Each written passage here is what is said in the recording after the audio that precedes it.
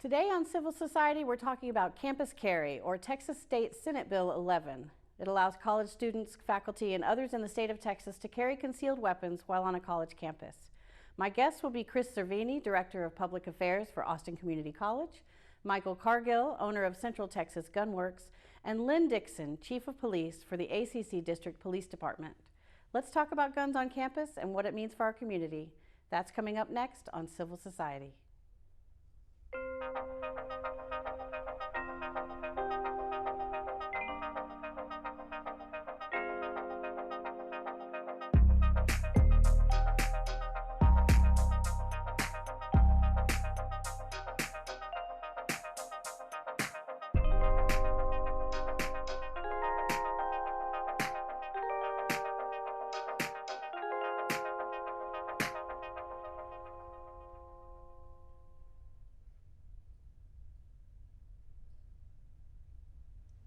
Guns on campus is now a legal reality in Texas. Love it or hate it, this new law is in place, and we're going to do our best today to make sure the rules are clear. We'll try to debunk some common misunderstandings around the law, and we'll also talk a little bit about what to expect if you find yourself on a college campus in Central Texas. So welcome to my guests. I appreciate you all coming today. And Chris, I want to start with you because you are sort of spearheading the implementation, or you have spearheaded the implementation of SB 11 on campus at ACC. So I want to ask you what that's been like and some of the issues that you've addressed right up front. Sure, absolutely. Thank you for having us, having me here today. It was a very eye-opening experience implementing SB 11 at ACC, mainly because you go into it thinking that it's such a charged issue, and it is a charged issue. There's emotions on both sides of the issue. And so when we sought about implementing the law at ACC, our president, Dr. Rhodes, pulled together a group of folks from around our community, faculty, staff, students. And we had members of the community come into forums and hear from them. We also did a poll and found that the opinion on the law was pretty split among our community. 56% opposed it, 44% were neutral or they supported the law. So it was a little bit of an eye-opening experience to see that it wasn't all one side or the other. And when you have to craft a solution to implement the law, you have to take that into consideration rather than be restrictive or completely restrictive. It was a good opportunity to realize we needed a balanced approach. Sure, and that's one of the things I like about doing this show is we talk about things that there are differing opinions, and that's the world that we live in. Yep. And if we want to live in a civil society, we have to be able to listen to each other and work together. So let's be very clear about what the law is. SB 11 allows for what? It allows for a license to carry holder to conceal a handgun and enter ACC campus. And they have to have a permit, correct? Yes, they have to have a license. Have to have a license to carry. They have to be 21 years old. Mm-hmm. What else is in the law? And the biggest thing that we dealt with right up front was that there was a misconception that people thought this is open carry, that people are going to walk on campus or into buildings, the handgun visible, strapped to their side. And so we set about very early on in our process dispelling that myth. This is concealed carry. I think that's really valid because for me personally, I had that myth I had that belief until preparing for this particular show. So, and I have a kid in college, so I understand. So you have to be 21, you have to have a license to carry. It is concealed carry. Yeah. And as I understand it, and Michael, I'm going to ask you a question in just a second. I'm sorry I'm focusing so much on that. But because we're talking about ACC's implementation, there are areas of campus for any school in Texas that the school can decide those are off limits and you can't take a gun. So talk to me about that. Where do you guys decide what that line is? So I'll start. One of the things that the law said you could have reasonable exclusions, but didn't really specify what those were. So what we were able to do is use other laws where guns could be excluded and overlay that onto our plan for SB 11. And so, places like that would be polling places where you would have people who were underage, like a child care center, places where there was active patient care, where there were patient records, Labs where there were either volatile chemicals or gases could be excluded. So we set about, over the 6 months that we worked on implementation, we literally had maps of all of our 12 campuses and went almost room by room every week. Okay, this room, are there volatile chemicals in this room? So it was a very painstaking and careful process to identify where the exclusions were. Also understanding that, you know, the intent of the legislation was to not exclude guns everywhere. Right, which is where I was about to go with you, Michael, is because I know that you are an advocate of this law, right? Correct. Is that a fair statement? Absolutely. And so when you hear me asking them, where were you able to cut it out? Does something inside you go, well, I don't want you to cut it out. I want to be able to have guns on campus. Absolutely, but I think ACC is doing it right. They actually have gone up. Unlike other universities, they've actually gone through the steps and make sure they're actually implementing rather than trying to fight the legislation. And so they're actually doing the right thing. The chief is doing a wonderful job of implementing it with his police force and that stuff. So all that's great. And there are myths. People believe that, you know, before campus carry went into effect, before it, you know, goes into effect like right now, that a person with a handgun license can't be on the campus at all. And that's actually not true. You can actually be on the street, sidewalks, walkways, parking lots, or garages on a college campus right now with a handgun license. When campus carry goes into effect. To that point, I read that for the last 20 years at UT Austin that you could be on campus with a concealed weapon if you had a license to carry it. You couldn't go into the buildings, but you could. That's 20 years. I mean, that's a long time. This is not new. Correct. Ever since 1995, to be exact, when we first got our concealed handgun license program. And these are about license holders. These are about the law-abiding citizens of Texas.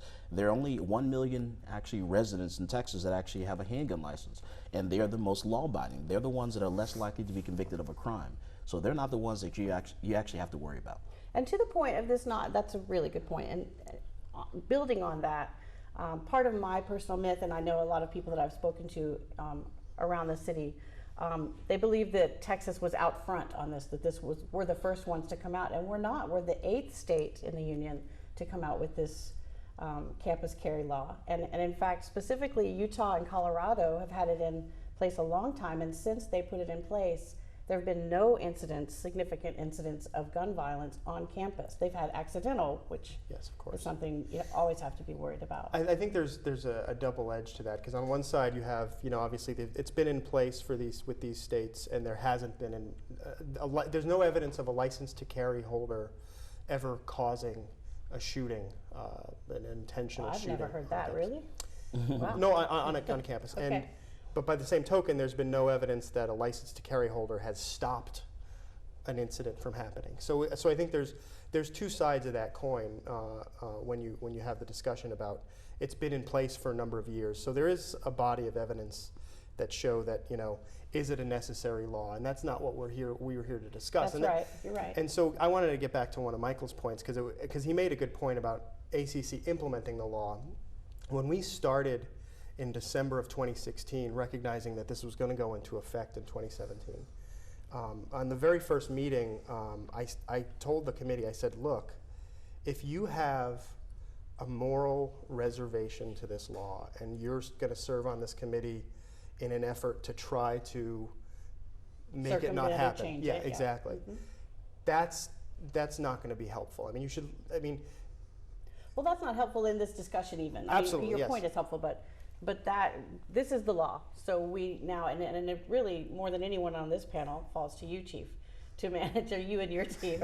No pressure, but you know, and I'll ask you as a mother of a college student, I'll ask you as a gun owner, and I'll ask you as a citizen of Central Texas, how does your team, your department, manage to this? And I have some specific questions about that, but I wonder if you could really talk to me about how you prepare your team to manage to this.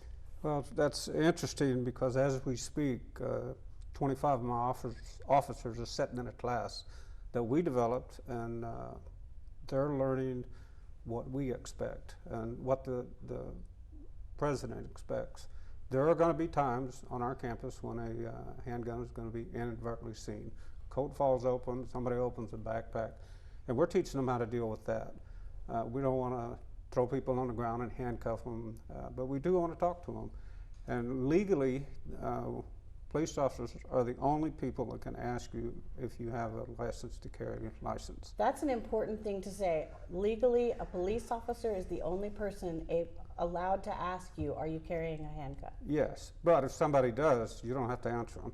Okay. And we're trying to get that across to our guys and ladies. Look, just because they're carrying a licensed handgun on campus, they're not criminal. There is a chance that if they violate the 30-06 on, where it says you can't carry the gun, that's a different issue. But if it's just inadvertently seen, we're dealing with that. We want to handle it with without much friction, get it over as quickly as possible, and get the student or the staff on to doing what they came on the campus to do. So do you help people get the license? Yes, so Okay. we do a class. It's a 4 to 6 hour course. We go over conflict resolution. We talk about all the where you cannot take the handgun. We take them through different scenarios. We actually take them to the gun range, evaluate their proficiency. So it's a very detailed course, and it's 4 to 6 hours. And we cover all that information and get them ready for what they're going to experience.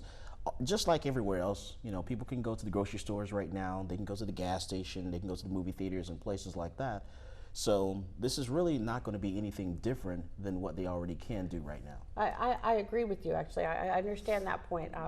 I have a deeper question than that, or a different layer, and I actually want to ask both of you this from your different perspectives. And that is, when someone walks onto campus, into a building, let's say we're on an ACC campus right now, so let's say someone walks into this room and maybe they have a concealed weapon, but you're able to see it. What is it? What is the moment, or what is the methodology for deciding that's a good guy with a gun versus a bad guy with a gun? And I'd like your response specifically from the department, and I'd like yours from, if you're training someone, they also need to know that, because if I'm sitting in class and someone walks in with a gun and I'm concealing, I have to have that judgment as well. So how do you train people to manage that moment? I suggest that they call us, call the police Okay. directly, and let us deal with it. I would prefer no one at ACC confronting someone who they have seen a gun on. And Let us specifically deal an with it. officer, though. If your Yes. officer sees it, how do you train the officer to make the judgment of it's a good That's guy? what they're setting in now, that kind of Okay. training. We're going to go ask them, and we're probably going to take them aside and counsel them and say, you just violated the law. Even if it's inadvertently, you just violated the law. And we've developed, actually we've had it for a long time, we have what we call warning tickets, kind of like you would get on your car if you parked in the wrong Well, not place. me, but Yeah, but not you. But we're going to issue them warning tickets the first time, put them in a computer, and if it happens again, we'll be able to tell them, okay, you've gone beyond an inadvertent. Now we're going to deal with you differently. okay, so you have a protocol in place to deal with this. I'm sure I'm not the first person to ask it. No, you're by any not, but stretch. it's good to get out there. We are going to confront anybody that we are told that has a gun or that we see. Okay, And that that's an shouldn't important take point. very long. All they have to do is pull out the wallet and show us. But if they don't, then we go on a different track. Okay, and for you, for the citizen, whether it's a faculty member or a student or someone who just happens to be on campus for work, how do you teach that moment? Sure, we tell them that it needs to be concealed. Can't see it by ordinary observation. So you need to make sure that you check yourself before you leave home every day and make sure it can't be seen at all. Just like right now, I don't have any handguns on me right now, but I do have 3 holsters on me right now. One that you can see, and the other 2 holsters that you cannot in the clothing that I'm wearing right now. So people need to do a good job of making sure that they're actually concealing that handgun. It cannot be seen by ordinary observation. Okay, and that leads me to a conversation I've had with you, Chris. Sure. And that is, all good intentions in place. If I'm carrying and I have my proper training and license, and I'm attempting to conceal it, let's say behind my sweater, and you happen to see it, then that's now open carry. So how does the college, or how do you in your role in policy making deal with that moment, and beyond stopping them and questioning? Overall, that's going to happen. I mean, I've spoken with my son, and it happens. Well, it's a good question. It's a training issue, and so we're in the process of developing a video that will be shown before every class. So if you're taking 5 classes at ACC this fall, you'll probably see the video 5 You'll be times. really well trained. Okay. To give you the basics and the rundown of what to do with regard to campus carry. Another thing that both Michael and the chief spoke about that I'd like to put a finer point on is a lot of our policy focuses on the reasonableness of a license to carry holder to know what the rules are and to know when it's appropriate, when it's not appropriate. And this came up with construction type classes. So and I didn't know this until we started the process, but in construction type classes, there are a couple of days a week where you have to wear a harness and go up on a roof. Okay. It's probably harder to conceal your weapon if you're wearing a harness on a roof. These are not things I would have thought of. Exactly. And we didn't think about it either until we went through the process. And so the deans of the construction area came to us and said, we need to, make that an exclusion. But we couldn't outright make that an exclusion because there's no justification for it, other than to now instruct through the syllabus process and through our video that the license holder should know what the requirements are of a class going in. So if it's a class where you have to change into scrubs, and it's really hard to change and conceal a weapon while you're wearing scrubs, then we assume you're reasonable to know that that's probably not a good day to carry your weapon.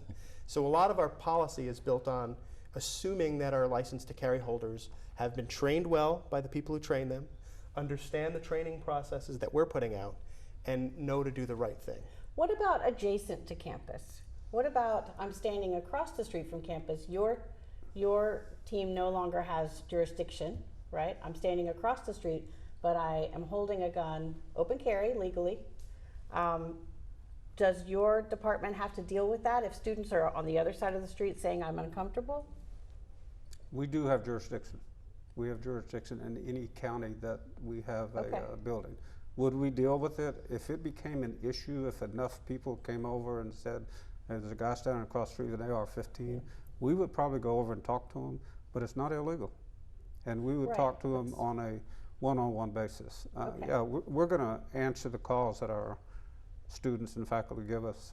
One point I'd like to make while we're talking about this, if there's a sign that says it's prohibited for everybody, not just students. Okay. Staff and instructors. You can't go past that sign. And that's one of the things that we toyed with a long time, is once that sign goes up, it's everybody except police. Everybody? And, yeah, everybody. So what was the look you just gave me? I want to understand it. I'm not calling you out to challenge you. I actually want to understand. There was clearly something about the way that I asked the question that sounded like I had something wrong. No, you don't have anything wrong at all. But people need to understand that it is about concealed carry. It's not open carry. You can't even open carry, not even on the streets, sidewalks, walkways, parking lots, or garages of a college campus. So you can't open carry. You did say across the street, yeah, which is adjacent, fine. yeah. Right, so that's all fine. Okay, but well, that's an important point though. You can't have open carry on campus At all. At all, unless you're a police officer. Well, we're dealing with that also. For instance, you're open carrying and you drive onto our campus to attend class, and you get out and put it in the trunk. Have you violated state law? Yes. Yes. But is it intent? The intent is to put the gun in the trunk. Me personally, that's where I want it to be, not in the building. Yeah, so you're happy to let him move it to Exactly. the trunk. So have you ever, you personally, have you ever had to deal with an active shooter situation, or at least a perceived active shooter situation on a campus? No, thank goodness. Okay. It would probably be, for me, because of my tenure, a career-ending event. I would probably retire after that. And then keep in mind, that's going to be someone that's actually, trying to do something bad. They're the bad guy. Clearly, right. And so that's not going to be your license holder, the one that does something like that. And I think that's a fair point to make. I think that's important, actually. And my family, they carry. My brothers carry, and they always tell me, if you're in the grocery store and something happens, you're going to be glad I'm carrying. And absolutely I am. But I'm also glad that there are people like the chief and his team, not just citizens, carrying. And a lot of people don't notice it. Training is important. They don't notice it right now, that when people are out and about, right now you go to the movies, wherever you... Everywhere. Whatever, different places that you go to get your hair done at the hairdresser. I guarantee you there are a couple hairdressers in there that are actually carrying. You go to the barbershop, same thing. So people are actually carrying in all the different places that we go throughout the day. So are you comfortable with the amount of training? I know you're comfortable with the amount of training that the officers have, because you've developed it. What about training for faculty? Do they get special training now that the law is changing? Or has there already been training in place? I mean, I think we're going through an educational process to assess what the needs are and to put modules in place to make sure that everybody feels that they're confident and comfortable. But frankly, I mean, it's a charged issue, and I think our job was to take down the temperature on the issue a little bit and recognize this is now the law of the land, and we know people. Yeah, exactly. And we know people have reservations, but we want to make sure that everybody feels just as safe on an ACC campus after the law goes into effect as they do before the law went into effect. And that I think is the biggest takeaway and the biggest part of our work was to make My sure. understanding is that it's public institutions, this is the law, and private colleges, they have the option to opt out. And every single private college did opt out. At So Amberton, did they opt out? every private college in Okay. Texas Every opted out. private college.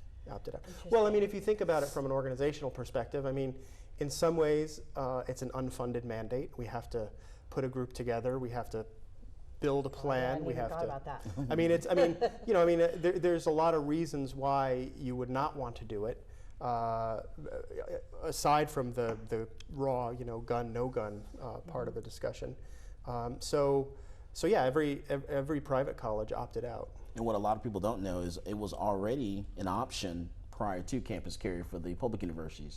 It was already in Penal Code Section 4603, the very first paragraph, very first last line says that the university or the independent school districts can give written permission for a person to carry. So that's already been there, and that was there since 1995. So they had the option to opt in.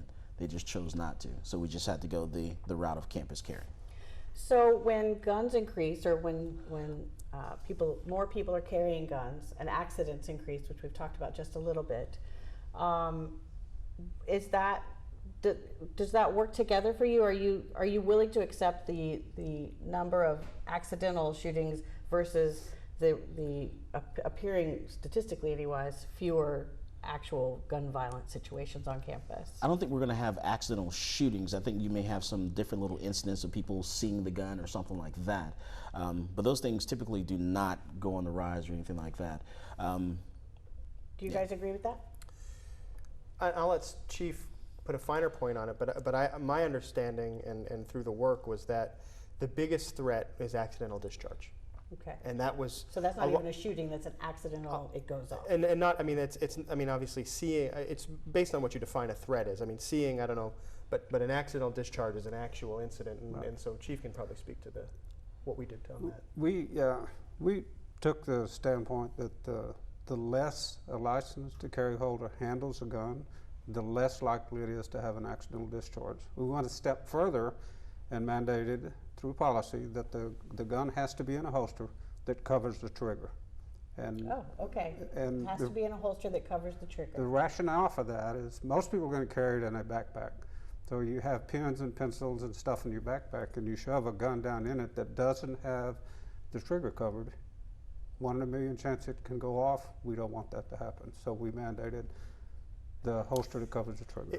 And it's also the reason why we didn't offer, and we don't offer storage for weapons on our campuses, Okay. because that is yet another opportunity to transfer a gun from a concealed place to a non-concealed place to put it in storage, and the action of handling a gun could potentially create a situation of For an accidental Exactly. Yeah, discharge. and So- we tell people, even if you're a lady that's going to carry it inside your purse, we tell you that it should be in its own separate pocket inside that purse. It also should be in a holster in that separate pocket inside that purse. So Well, I've same seen thing. purses made for that. I mean, Absolutely. plenty of Absolutely. them. We worked with the Association of Community Colleges. We worked with 4 years to kind of see what they were doing when we developed our policy. There was a college that put storage in place. Yep.